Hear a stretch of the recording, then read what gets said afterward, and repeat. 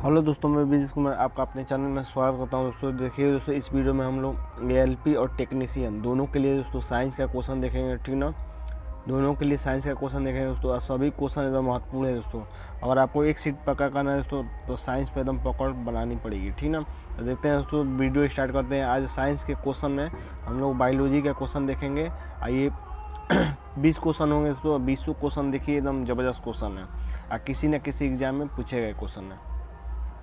पौधे जो नमक युक्त मिट्टी में उगते हैं क्या कहलाते हैं, यानी जो नमक में उगते हैं उससे पौधे को क्या कहते हैं दोस्तों? जीरोफाइटा, हाइड्रोफाइट कि हेलोफाइट कि सेल्यूलेंट, क्या कहते हैं दोस्तों? तो इसको कहते हैं दोस्तों हेलोफाइट, ठीक है, हेलोफाइट कहते हैं। इसके बारे में याद रखिएगा दोस्तों, जो पानी में उगते हैं उसको हाइड्रोफाइट कहते हैं, ठीक ना। तो ये ऑप्शन सी सही हो जाएगा। दूसरा क्वेश्चन है दोस्तों कि साइटोलॉजी, देख रहे हैं ना, एग्जाम में सब पूछा गया है। भले रेलवे में ना पूछा हो, लेकिन किसी न किसी एग्जाम में पूछा गया है तो महत्वपूर्ण है। ये तो रेलवे में पूछा गया है, ठीक ना। तो साइटोलॉजी है। साइटोलॉजी क्या है दोस्तों, किसे कहते हैं? जीवाणुओं के अध्ययन को, कि फसलों के अध्ययन को, कि कोशिका के अध्ययन को, कि जनसंख्या के अध्ययन को। तो साइटोलॉजी किसे कहते हैं दोस्तों? तो ये कोशिकाओं के अध्ययन को कहते हैं। कोशिकाओं के अध्ययन को साइटोलॉजी कहते हैं, ठीक ना। आगे देखते हैं दोस्तों, अगला क्वेश्चन है संवहनी, यानी संवहनी यानी वास्कुलर पौधों में पानी ऊपर किससे जाता है, यानी किस अंग के द्वारा दोस्तों पानी पहुंचता है पौधों में? फ्लोएम टिश्यू के द्वारा, कि पैरेन्काइमा टिश्यू के द्वारा, कि मेरिस्टेम के द्वारा, कि जाइलम के द्वारा। तब पानी है ना दोस्तों, पानी तो जाइलम होगा। क्या होगा? जाइलम। जाइलम में जल आपको दिखाई दे रहा है, जल, तो जल किससे पहुँचेगा? जाइलम द्वारा, ठीक ना। तीसरे का ऑप्शन डी सही हो जाएगा। लेकिन भोजन अगर पूछे तो फ्लोएम बताइएगा, ठीक ना। पूछे कि भोजन पौधों में किस तरह पहुंचता है भोजन, तो ये किससे पहुंचेगा भोजन? ये पहुंचेगा फ्लोएम द्वारा, ठीक ना। याद रखिएगा ये दोनों क्वेश्चन। अगला क्वेश्चन देखते हैं, चौथा नंबर दोस्तों। ये थोड़ा सा प्रिंट गड़बड़ हो गया है तो उससे ध्यान नहीं, बस आपको अगर पढ़ने वाले आप हैं तो एकदम आप मेंटेन करके चलिए। देखिए कि मानव जंतु विज्ञान नामांकन में किस भाषा का उपयोग किया जाता है, यानी जो मानव जंतु है दोस्तों, तो विज्ञान में मानव जंतु किस शब्द से आया है, ठीक ना। ये पूछ रहा है किस भाषा से, लैटिन से, कि फ्रेंच से, कि स्पेनिश से, कि ग्रीक से। तो किससे आया दोस्तों? तो ये है दोस्तों लैटिन से, ठीक ना। चौथे का ए ऑप्शन हो जाएगा। अगला क्वेश्चन है दोस्तों जीनेटिक्स। जीनेटिक्स निम्न में से किसका अध्ययन है, यानी जीनेटिक्स में किसका अध्ययन हम लोग करते हैं? मेंडल जीनेटिक्स का प्रयोग करके किसने अध्ययन किया था? मेंडल का नियम, जैव विकास, के डीएनए संरचना, या आनुवंशिक और विचरण। क्या आंसर हो जाएगा दोस्तों? ये देखिए ऐसे ही कठिन क्वेश्चन एग्जाम में पूछते हैं, तो आप पढ़े रहेंगे तभी दे पाएंगे सर, ठीक ना। तो आनुवंशिकता और विचरण का अध्ययन क्या कहलाता है? जेनेटिक्स कहलाता है, ठीक ना। ये देखिए दोस्तों, मेंडल के आनुवंशिकता का सिद्धांत किस पर आधारित है, यानी मेंडल का आनुवंशिकता का सिद्धांत किस पर आधारित था, ठीक ना। कायिक जनन पर, कि अलैंगिक पर, कि लैंगिक पर, कि उपयुक्त सभी पर। क्या आंसर हो जाएगा दोस्तों? तो ये हो जाएगा दोस्तों इसका आंसर लैंगिक जनन पर, ठीक ना। अगला क्वेश्चन है दोस्तों भ्रूण या एम्ब्रायो में एम्ब्रायो किस में मिलता है, यानी भ्रूण किस में मिलता है? ये तो आसान है। फूल में मिलता है, कि पर्ण में मिलता है, कि कली में, कि बीज में। तो एम्ब्रायो तो बीज में मिलेगा ना दोस्तों, बीज में। सातवें का आंसर सी हो जाएगा, ठीक ना। अगला देते हैं प्रकाश संश्लेषण होता है। प्रकाश संश्लेषण तो पौधों में होगा। ऑप्शन है न्यूक्लियस में, माइटोकॉन्ड्रिया में, पर ऑक्सीसोम में, कि क्लोरोप्लास्ट में। क्या आंसर हो जाएगा दोस्तों? तो देखिए प्रकाश संश्लेषण पौधों में होता है, तो पौधों में क्या होता है? क्लोरोप्लास्ट, जिससे पत्तियाँ हरी होती है। तो पत्तियाँ हरी होती है तो प्रकाश के द्वारा अपना पौधे बनाती है, ठीक ना, प्रकाश संश्लेषण के द्वारा। तो हो जाएगा 8वें का सी सही हो जाएगा। माइटोकॉन्ड्रिया को दोस्तों ऊर्जा गृह कहते हैं, ठीक ना, ऊर्जा गृह कहते हैं, याद रखिएगा। यह पावर हाउस भी दे सकता है इंग्लिश में। तो ऊर्जा गृह किसे कहते हैं? कोशिका का ऊर्जा गृह ये माइटोकॉन्ड्रिया को कहते हैं। या पावर हाउस किसे कहते हैं? माइटोकॉन्ड्रिया को कहते हैं। लैंगिक जनन से आनुवंशिक विचरण कैसे होता है? जीन के सम्मिश्रण से, क्रोमोसोम में बदलाव से, कि जीन के मिश्रण से, कि उपयुक्त सभी से। यानी लैंगिक जनन में आनुवंशिक विचरण कैसे होता है दोस्तों? तो कैसे होता है दोस्तों, तो ये होता है सभी के द्वारा, ठीक ना, जीन के समिश्रण से भी, जीन के मिश्रण से भी और क्रोमोसोम के द्वारा। यहाँ पर मैं जो बता रहा हूँ दोस्तों उसको नोट कर लीजिएगा, ठीक ना। अगर पूछे दोस्तों कि आपसे कि केंद्र की खोज किसने की थी, केंद्र की, ठीक ना, तो केंद्र की खोज रॉबर्ट ब्राउन बताइएगा, रॉबर्ट ब्राउन केंद्र की खोज की थी, ठीक ना। अगर आपसे पूछे दोस्तों, यहाँ पर आप देख रहे हैं कि क्रोमोसोम लिखा है, ठीक ना, क्रोमोसोम पूछे दोस्तों, क्रोमोसोम यानी गुणसूत्र, क्रोमोसोम को हिंदी में क्या कहते हैं, गुणसूत्र कहते हैं। तो गुणसूत्र की खोज किसने की थी दोस्तों, तो वाल्डेयर ने की थी, ठीक ना, वाल्डेयर ने की थी, याद रखिएगा वाल्डेयर। और दोस्तों आपसे पूछे gene, gene gene gene gene शब्द की खोज किसने की थी, तो जीन की खोज जोहानसन ने की थी, ठीक है ना, जोहानसन। ये सब नोट कर लीजिएगा दोस्तों, एकदम एग्जाम के लिए महत्वपूर्ण है। और एक लास्ट दोस्तों, अगर आपसे पूछे कि डीएनए की खोज किसने की थी, ठीक ना, एक मिनट, डीएनए अगर पूछे कि डीएनए की खोज किसने की थी, तो डीएनए की खोज किस थी दोस्तों, वाटसन व क्रिक, वाटसन व क्रिक ने की थी, ठीक है, वाटसन व क्रिक।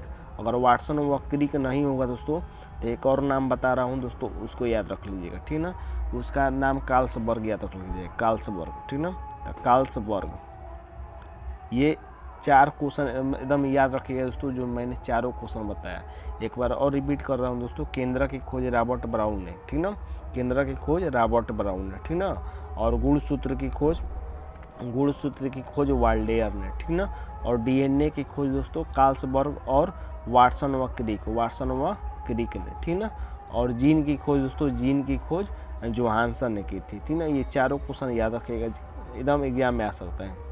अगला है दोस्तों, एड्स विषाणु के लिए सबसे ज़्यादा आजमाई गई दवा कौन है, यानी एड्स विषाणु जो आया था दोस्तों, एड्स का फुल फॉर्म एग्जाम में पूछता है दोस्तों, याद रखिएगा, एक्वायर्ड इम्यूनो डिफिशियंसी सिंड्रोम, ठीक ना। तो एड्स विषाणु के द्वारा सबसे ज़्यादा कौन सी दवा आजमाई गई थी, ठीक ना, यानी लिया गया था दोस्तों। ऑप्शन है जीडोवुडिन, माइक्रोनाजोल, नोनाक्सिनोल 9 या बिराजोल। क्या आंसर हो जाएगा दोस्तों, तो ये हो जाएगा ऑप्शन ए जीडोवुडिन AZT, ठीक ना। 11 नंबर है, किस सूक्ष्म जीव के द्वारा हेपेटाइटिस बी की बीमारी होती है। महत्वपूर्ण क्वेश्चन है, बढ़िया क्वेश्चन है। हेपेटाइटिस बी की बीमारी किस जीव के द्वारा होती है, ठीक ना। तो ऑप्शन है दोस्तों, वायरस के द्वारा, प्रोटोजुआ के द्वारा, बैक्टीरिया के द्वारा, के उपयुक्त में से कोई नहीं। तो हेपेटाइटिस बी किससे होता है दोस्तों, तो हेपेटाइटिस बी होता है दोस्तों वायरस के द्वारा, ठीक ना, हेपेटाइटिस बी वायरस के द्वारा होता है। 11 का ए याद रखिएगा। आगे देखते हैं दोस्तों, आगे 12 नंबर है, निकट दृष्टि यानी मायोपिया रोग का संबंध किससे है। तो निकट दृष्टि में क्या होता है दोस्तों, जो दोष है उसी का विपरीत होगा। तो निकट दृष्टि में निकट की वस्तु साफ दिखाई देती है और दूर की वस्तु साफ नहीं दिखाई देती है, यानी ये किससे संबंधित होता है, तो ये आँख से संबंधित है, ठीक ना। और इसमें किस लेंस का प्रयोग किया जाता है, तो ये भी याद रखेगा, अवतल लेंस का, ठीक ना। एक मिनट, अवतल लेंस का प्रयोग करते हैं। अगर दूर दृष्टि दोष पूछे दोस्तों, दूर दृष्टि दोष, तो इसमें उत्तल लेंस का प्रयोग करते हैं, ठीक ना। इसमें दूर दृष्टि दोष में दूर की वस्तु साफ दिखाई देती है और नज़दीक की वस्तु साफ नहीं दिखाई देती है। अगला है दोस्तों, प्लाज्मा में जल का प्रतिशत कितना होता है। यहाँ पर आप कंफ्यूज मत हो गया दोस्तों, भूल कर 60 मत मार दीजिएगा, ठीक ना, भूल कर 60 मत मार दीजिएगा। अगर पूछे दोस्तों कि शरीर में प्लाज्मा कितना पाया जाता है, तब आप 60% मारिएगा, लेकिन यहाँ पर पूछ रहा है कि प्लाज्मा में जल कितना पाया जाता है, तो आंसर 90% हो जाएगा। क्या हो जाएगा, 90%, ठीक ना, याद रखिएगा। प्लाज्मा पूछे तो 60%, 55 से 60 होता है, और जल पूछे तो 90% हो जाएगा। अगला है क्वेश्चन, एक कार्यशील महिला को प्रतिदिन कितना लीटर प्रोटीन लेना चाहिए। 30 ग्राम, 37 ग्राम, 40 ग्राम की 45 ग्राम।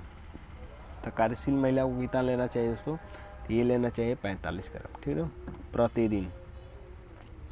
इनमें से कौन सा जीव अपनी त्वचा से सांस लेता है, ये महत्वपूर्ण है, एक एग्जाम में जरूर पूछता है ये सांस लेने वाला। मछली, तो मछली तो गड़फड़ा से लेती है। कबूतर, ये नहीं होगा। तेलचट्टा, हाँ तेलचट्टा होगा, त्वचा से लेता है। मेढक, मेढक तो दोनों से लेता है, ठीक ना। तो ये देखते हैं दोस्तों अगला क्वेश्चन, रक्त, रक्त होता है, तो रक्त क्या होता है दोस्तों, एक संयोजी ऊतक होता है कि एक उपकलित ऊतक होता है कि उपयुक्त, दोनों के उपयुक्त में से कोई नहीं। कन्फ्यूज मत होइएगा दोस्तों, कन्फ्यूज मत होइएगा, ठीक ना, क्योंकि ये एग्जाम का क्वेश्चन पूछा गया क्वेश्चन है, ठीक ना। ऑप्शन देखिए जबरदस्त है। क्या है दोस्तों, रक्त एक संयोजी ऊतक होता है गलती से दोनों पर मत मार दीजिएगा, ठीक है। तो 16 का आंसर ए हो जाएगा। अगला देते हैं, मानव शरीर के किस अंग में लसिका कोशिकाएं बनती हैं, यानी लसिका कोशिकाएं कहाँ बनती है ये पूछ रहा है, ठीक ना। लसिका कोशिकाएं कहाँ बनती हैं, यकृत में, दीर्घ अस्थि में, अग्नाशय में, तिल्ली में, कहाँ बनती है दोस्तों। तो ये दोस्तों लसिका कोशिकाएं बनती है आपकी दीर्घ अस्थि में, ठीक ना। दीर्घ अस्थि में लसिका कोशिकाएं बनती हैं। आगे क्वेश्चन है दोस्तों, देखिए इसको मिलान करना है, इसको क्या करना है, मिलान करना है, मिलाइए। तो सूखा रोग तो विटामिन डी से होता है, तो ए का फर्स्ट हो जाएगा। तो ए का फर्स्ट बस एक ही में आपको दिखाई दे रहा है, ठीक ना। और बेरी बेरी बी से होता है, तो B12, ठीक ना, साइनोकोबालामिन कहते हैं, B12 का रासायनिक नाम है। और निशांत ये विटामिन ए हो जाएगा, और स्कर्वी विटामिन सी हो जाएगा, यानी 1 2 3 4 हो जाएगा, ठीक ना। यहाँ से आपको 4 क्वेश्चन याद हो जाएगा। अगला दोस्तों मधुसनी, मधुसनी देखिए मधुसूदनी, इंग्लिश में नाम लिखा है इंसुलिन, ठीक ना। अंतस्राव एक है यानी इंसुलिन हार्मोन एक है, क्या है, इंसुलिन एक हार्मोन। यहाँ से तो आपको क्वेश्चन मिल गया कि इंसुलिन क्या होता है, हार्मोन होता है, ठीक ना। एक क्वेश्चन ये मिल गया। और इंसुलिन हार्मोन क्या है, ग्लाइकोलिपिड है कि वसी अम्ल है कि पेप्टाइड है कि स्टेरॉल है। तो क्या होगा जाएगा दोस्तों, तो ये इंसुलिन एक पेप्टाइड है, क्या है, पेप्टाइड है। 19 का ऑप्शन सी हो जाएगा दोस्तों, याद रखिएगा। और जो बता रहा हूँ वो याद रखिएगा दोस्तों। देखिए अग्नाशय से, अग्नाशय यानी पेनक्रियास से दोस्तों 3 प्रकार की हार्मोन निकलते हैं, ठीक ना, अल्फ़ा बीटा और गामा, ठीक ना, अल्फ़ा बीटा और गामा। जो आप यहाँ पर इंसुलिन देख रहे हैं दोस्तों, ये बीटा से निकलता है। किससे निकलता है, बीटा से ही इंसुलिन निकलता है, याद रखिएगा, महत्वपूर्ण है।